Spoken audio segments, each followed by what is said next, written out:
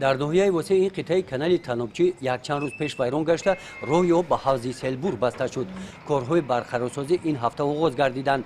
در کارهای ساختمانی این قطعه کانال اداره دولتی بهداشت زمین و آبیاری از همه امکانیت‌ها استفاده نموده جای ویران گشته کانال را پورا از نو می‌سازند. در جماعت دهاتی به نام میرعلی محمد علی کانال تنوبچی یکی از انشاءهای مهم آبیاری زمین‌های کشاورزی به حساب می‌رود. با پر شدن حوض سیلبور از حالت همین کانال وابستگی دارد. حوض سیلبور ما هر سال 16 میلیون کوب آب پر میشه که این 1600 هکتار زمین رو ما همین صبح آبیاری میکنیم. خب امروز خیلی نشوختن شاهد اونه که همین کانالی که ما در اینجا روز قرار گرفتیم با طرز صدموی قرار گرفته است. برای که کانال و موجه خودش هم فرسوده ویران فرسوده شده چندین سال وقت استفاده بودگان.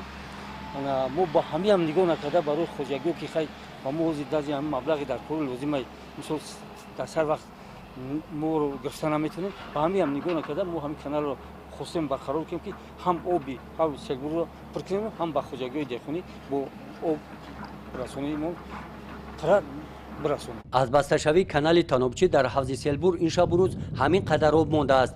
اداره دولتی بهداشت زمین و آبیاری کوشش نموده ایستادند که باقی مانده آب حوض را ثمرناک استفاده نمایند.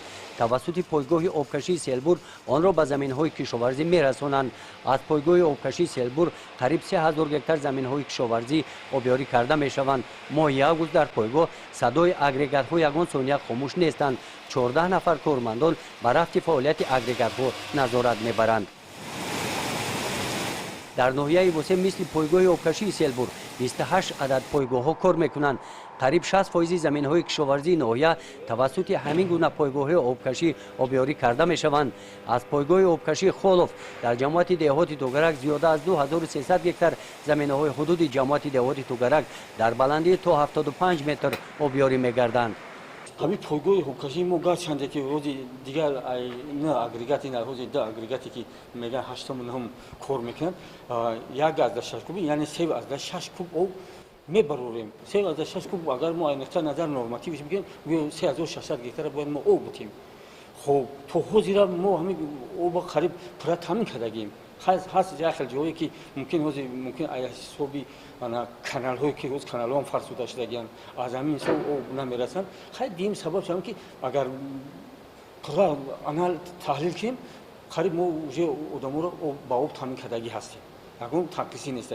لیکن میگم که ما مقصد مبلغ ده مدکم تا تنقیصی میشه که ما هم زبشت رو در سر دسترس کنیم میتونیم میشه روزی که مثلا 1 ساعت 2 ساعت ایامی صبح مدت در جماعت دهاتی به نام میرعلی محمد علی کارمندان اداره بهداشت زمین و آبیاری انتظار هستند که از نوسازی کانال تنوبچی هرچی تیزتر آغاز یابد و سطح خدمت رسانی ها را آنها بهتر نمایند.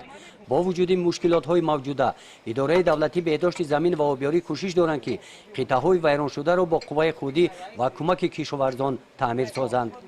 گزارش خواجه نظریف خدای نظر ظهروف از ناحیه واسه برای برنامه اطلاعاتی نوید.